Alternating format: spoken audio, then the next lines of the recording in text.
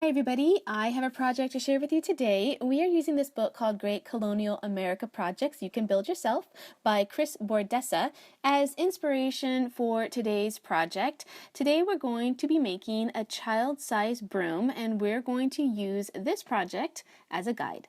So for this project, you will need a dowel, and I have cut this one down to about 18 inches.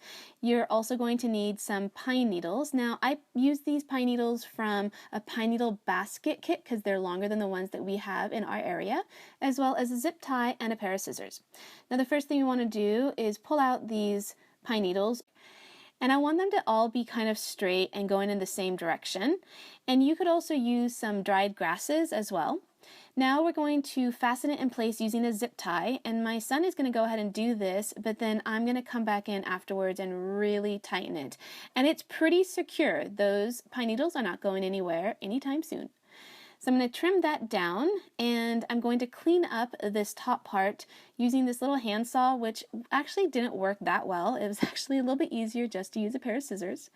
And while doing this, I noticed there were a couple parts that were pretty sparse on this. Now, I don't have a lot of pine needles left, but I'm going to pick up the rest of them that are on the table and get a nice clump of them to add to the broom.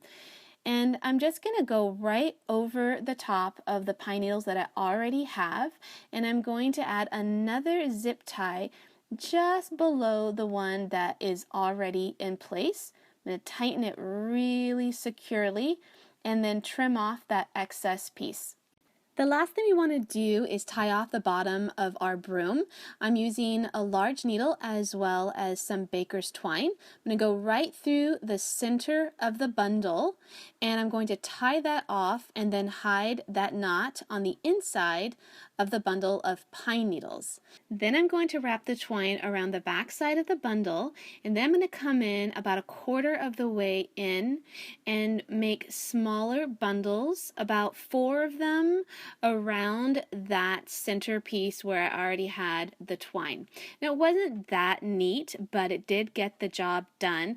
And then the very last thing we want to do is trim off the excess pieces of pine needles and give it a nice clean cut. It looks really good. It really does look like an old style broom, and it actually works. Now, the one thing that I want to do is cover up those zip ties because they don't look that great, and plus they're black. I know you can find clear ones, but still I just want to give it a more authentic look. So I'm going to tie this twine around it several times, and then I'm going to go ahead and knot it and hide the little excess piece and trim it off. And that's it. And my kids were really thrilled with it. And it actually works. So we're going to use it to clean up our space here because we made quite a mess with this project. Now, we went ahead and did a mop as well using inspiration from the same books, and if you want to see that project as well as other projects for our Colonial Times unit study, you can click on the screen right now, and don't forget that you can find more information and more pictures on my website at pepperandpine.com.